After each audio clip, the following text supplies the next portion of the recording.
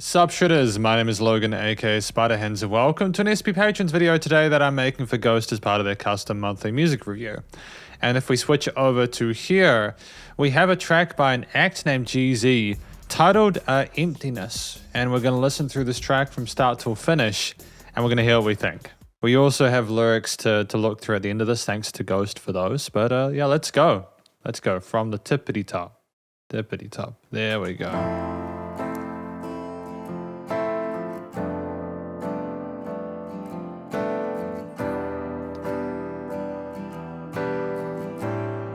This has got the same chord progression as Leave the Door Open from Bruno Mars. I'm not sure which came first, and obviously you can't copyright a chord progression or anything like that, but it's just worth pointing out. And down to the extensions. Very different vocal approach though, obviously, you know.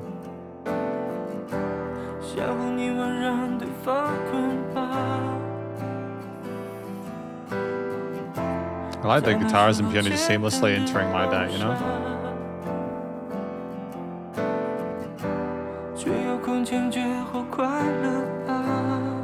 Guys hitting those notes nice and cleanly with a little bit of vibrato in there. Really sweet.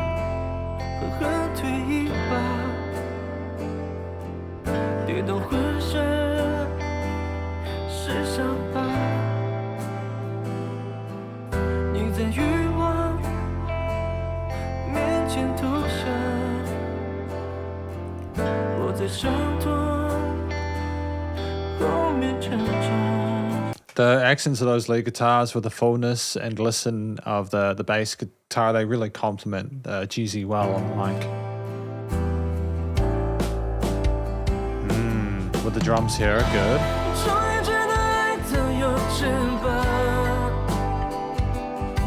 Very charming with these synthy or key elements. Increased intensity to the vocals and this high head voice, you know. Wow, that falsetto is glorious, dude.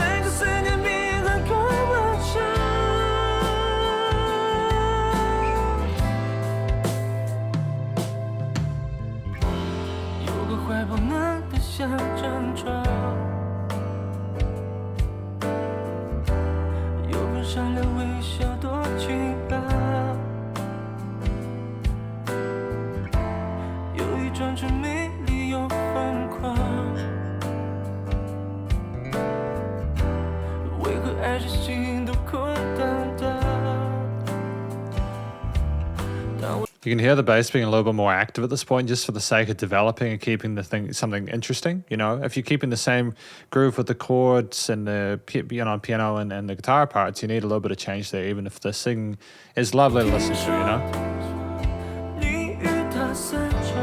great use of repeaters and those side pan vocals are really pretty. Very subtle layers, but they're good.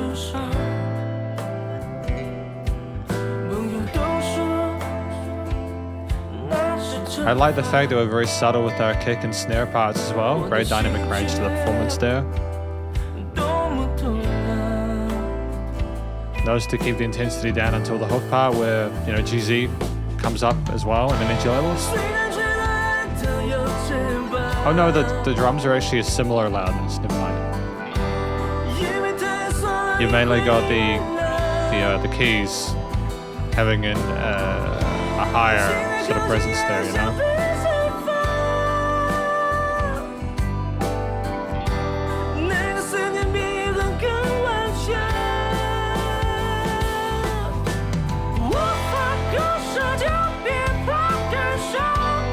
I'm rather impressed by this, you know.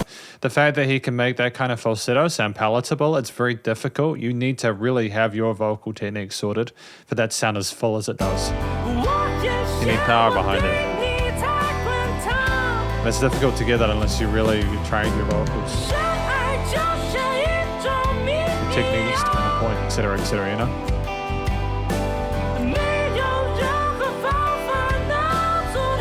The guitar line that lead sounds very distant, you know. I'm wondering what this track is about. It'll be good to look through the lyrics.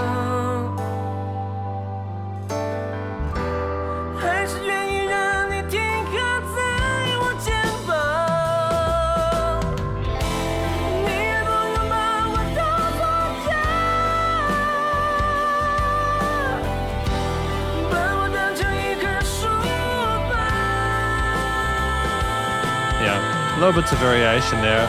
Really fantastic job of holding those notes. Great job with the solo here. I'm happy with this. It's a shame that it's not more dominant because you can tell the vocals are just a little bit louder than everything else. And I think that's like a studio decision or a production decision.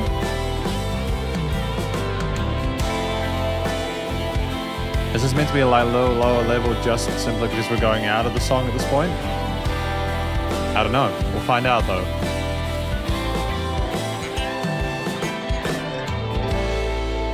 Yeah, charming. Really well written. I'm very happy with this track. Thank you to Ghost for suggesting it. Now, apologies if the lyrics are a little bit too difficult to read like this. I know that they're in grayscale. I'm not sure why they did this. I can highlight them and they're a lot easier to read. You know, so I'll do that for you guys as we go along so you can see them too. Love was once the only conviction, staring at each other, bound the other person, until reality ruthlessly gave a push, fell over with a whole body of scars. Damn, this relationship does not sound good at all, man. In front of desire, you surrender. Behind the pain I endure, I finally know that love has wings. No matter how you embrace it, it will ultimately fly away. Wow, the pitch black emptiness also wants to be released. Coping with longing is harder than hate. Damn, so is this about the emptiness from wanting something and needing to let go of that and accept that it didn't work out? That's very poignant, isn't it? There is an embrace that's warm like a bed. There is a kind smile that's so sunny. I think that these are beautiful lyrics. That's a wonderful story being told, even though it's very sad, you know. A pair of lips that's beautiful, you know, yet crazy. Why is my heart so completely empty loving anyone else? Oh, that's a tough one, you know, when you've found quote unquote the one and you can't get past the person you used to be with because you haven't had the time to heal from it. You just, you know, maybe you don't want to be alone, so you get with someone else, but you haven't. I mean, I know that very well. I do that. I used to do that especially when I was younger, and it was a mistake. You got to allow yourself time to heal, you know? Although I'm not in a position to judge or to teach anybody about relationships. I love you too much, so I forgive the pitch black emptiness. Coping with longing is harder than hate. If you're unable to give up, then you cannot be afraid of getting hurt. Yeah, because you can't. You have to just accept that vulnerability is part of the process. You know, you have to allow yourself to show weakness. I too hate my burning passion for you. Love is kind of a destiny, there's no way to stop it. Even if I know that love has wings, I'm still willing to let you rest on my shoulder like a bird. You don't need to treat me as a home, just treat me as a tree. Damn! Oh, that line at the end. Oh, wow. Wow, that's a heavy one. That's a heavy one. Because this is my conclusion of my SP Patrons review for Jeezy and Emptiness. What I think this track is about, I think it's about someone who had something really special with someone, but it just didn't work out. But the aftermath of it was they realized how much that person meant to them regardless of the situation within it. And they just learned eventually, there was character development throughout the song. They learned eventually that you can't be someone's everything. You've just got to be a space they can be for a while, if you know. And the bird, or either that's love, will either want to stay inside the tree or they'll want to move on, and that's just part of life. People come and go, and you know, we're kind of designed in a really stupid way where I think we're designed a lot of the time, or at least we're made to think a lot of the time that there is the one and we'll be together forever and stuff like that. But life is just too tricky.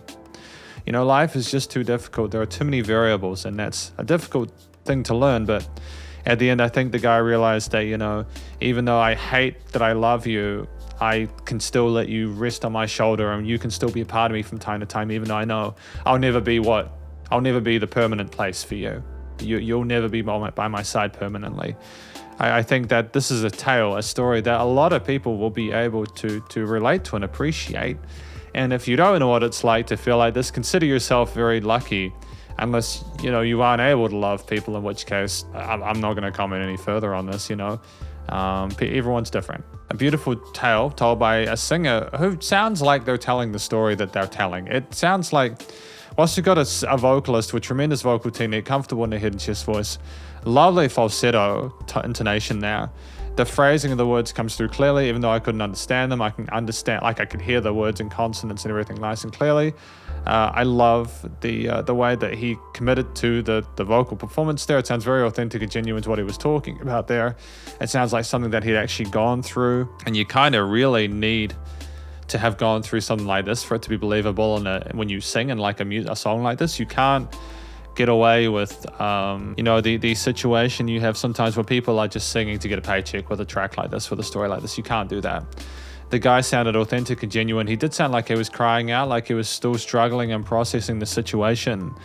But he did it in a way that was very classy and sophisticated, and there was a great synergy between the subject and the person telling it. The track at 4.5 minutes long was thoroughly endowed with various fun little elements there. Fun, not because I think the song was fun to listen to, but because they were interesting to hear. It was exciting, the amount of effort they put into this, you know, with the drum parts, the guitars, the bass, the keys, and the little lead kind of elements on top during the hook sections. They were wonderful there. Fantastic unison between those guitar and piano parts coming in at the same time at the beginning. A great sense of minimalism with the percussive parts there. They really had a slow dance kind of vibe to it. It was someone alone in a dance hall on stage kind of telling the world their story, and I think that was wonderful. They're very supportive on the percussive side of things. The bass guitar was fantastic in that low end as well. There wasn't a whole lot of articulation there aside from that second verse, but it didn't need to be too active in order to sell the song. The singer and the progression and the motif behind it did that, you know, not including the production, which we'll get into in a moment, which was also stellar. But you know, ultimately, I just think we played the instruments we needed to alongside the vocals in a way that showed off their best assets whilst not overstaying their welcome. And the lead elements on top, the wispy ones with the higher range focus there that kind of nestled in alongside the falsetto when they came in, they're a wonderful pairing with that. And I should also note that when we had those vocal harmonies coming in late, some of the verse parts, etc., and the chorus parts, Jeezy absolutely nailed those too. It was a sense of emptiness within the vocal performance there emotionally, but he told it in a way that was still palatable and didn't leave you feeling depressed afterwards. It just made you think. And I think that's a really great way of exploring that, you know? The motif itself sounded like someone who is contemplating the situation. They sounded retrospective. They were like, what do I need to do? You know, like, how do I cope with this? What do I need to move on? Like, it sounded very emotionally balanced with the extensions that we had there that didn't want to commit to being a traditional sad or happy. It was complicated, and that made sense there technically. I don't think there was a lot of complexity to percussive or bass elements there, or like, you know, there's a guitar solo at the end. There was a sub-element there, kind of like the heart crying out, but it wasn't ferocious and in your face as a textural sort of decision. I think partly because it was just meant to be sort of more of a flat line after the guy came out and talked about being a tree. I don't think there was meant to be anything more than that. It was just something to sort of play the song out, and I think that was a clever decision on Jeezy and Co's part. The recording, mixing, and mastering was fantastic. I liked the tone of the vocals, sounded nice and clear and precise in the mix, nice little bit of compression there, but there was also dynamic range to it, didn't sound too crushed. The guitars and piano were nice and wide in the stereo field, with the guitars being double tracked, and the lead solo when they came in being in the center, nicely panned, with some lead elements there either from the keys or the guitars in the chorus section, nicely panned on the sides as well, and very fluffy sounding. Probably like a 250 hertz kind of cut on that. The bass and drums were nicely tuned to each other. You know, there's a punchiness to the bass, to the drum kit, but not so much that it cut into the mix. It's just, yeah, you knew it was there, but it just was very subtle. So I mean, like, punchiness is in, you could definitely. Actually, is it punchy? It's not really punchy as it had kind of like, it just, it was kind of carrying the song along.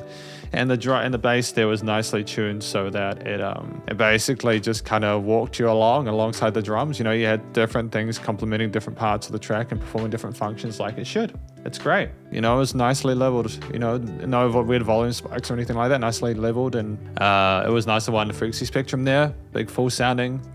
It was nice to level that pumping as well. So, you know, limiting and mastering chain was all sorted, and there were just these lovely reverb layers and textures in there as well, which added that kind of sense of emptiness there. But it wasn't too much. It was balanced again. You didn't want to be a thoroughly depressive affair. It was just enough to make you feel like he was singing whilst he was by himself. And I think ultimately that just sells the tune, because this is effectively my review of this video of Jeezy's Emptiness. Hopefully you enjoyed it. If you did, please do go show Jeezy some love via their various social medias. I'm sure this will be on digital streaming platforms. And stay cool and stay safe, and please remember to support your local musicians and artists at this point in time, as they help more than ever with all the crazy stuff going on in the world. And I'll catch you in the next SP Patrons review. Spiderhands Out.